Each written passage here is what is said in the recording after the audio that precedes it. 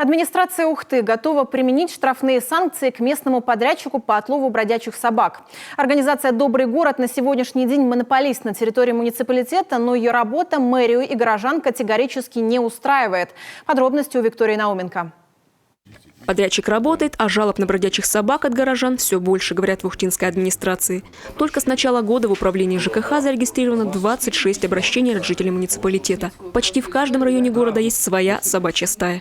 Бродячие собаки. Полно. Как считаете, эта проблема у нас есть? Есть. А где чаще всего встречаете своры? Раньше вот около школы, где хожу, там встречаю. Страшно, у меня вот ребенок ходит один тоже в школу. Я всегда боюсь, говорю ему: собак обходи, не убегай от них, тихонечко уходи. Например, вчера столкнулся на Севастопольской, напротив ярмарки. Севастопольской 13 было. Там столкнулся, там было много собак ходило. К доброму городу ухтинской администрации много вопросов. И ДДС, и управление ЖКХ ежедневно поступают жалобы на собак. Их заносят в журнал учета и направляют подрядчику для исполнения. Если из одного района много сигналов, на него просят обратить особое внимание и выехать на территорию как можно оперативнее. При этом отлавливать бродячих псов подрядчик должен с момента получения заявки. Так, за декабрь в журнале учета зарегистрировано 56 заявок. Но за это время добрый город не предоставил ни одного отчета и документа о выполненной работе, как и за январь.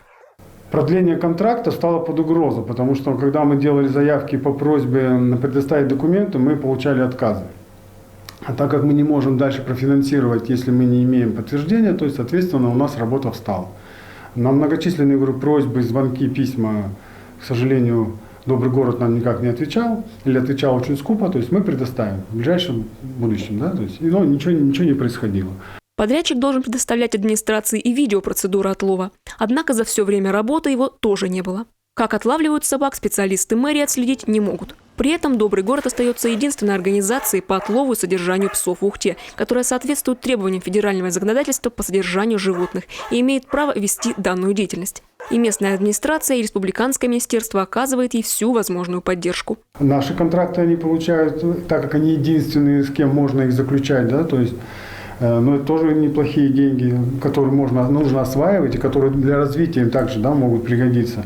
Плюс у них 1,5 миллиона они получили от Минсельхоза, министерства, да, на обустройство опять существующих приютов. Как поясняют в добром городе, указанное в контракте количество собак они отловили. А подтверждающие это документы по условиям договора они имеют право предоставить в течение 5 дней после окончания контракта.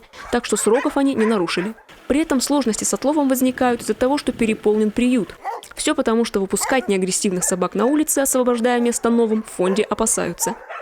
Приют переполнен, да, как мы в связи с ситуацией знаем сами, там убивают собак. На улице города, что собак травят, убивают. А собаки у нас отпускаются только неагрессивные. Поэтому мы их на данный момент многие боимся выпускать, стараемся пристроить. Сейчас управление ЖКХ как заказчик работ ведет с добрым городом претензионную работу. К подрядчику будут применены штрафные санкции. При этом действующий контракт заключен до конца января.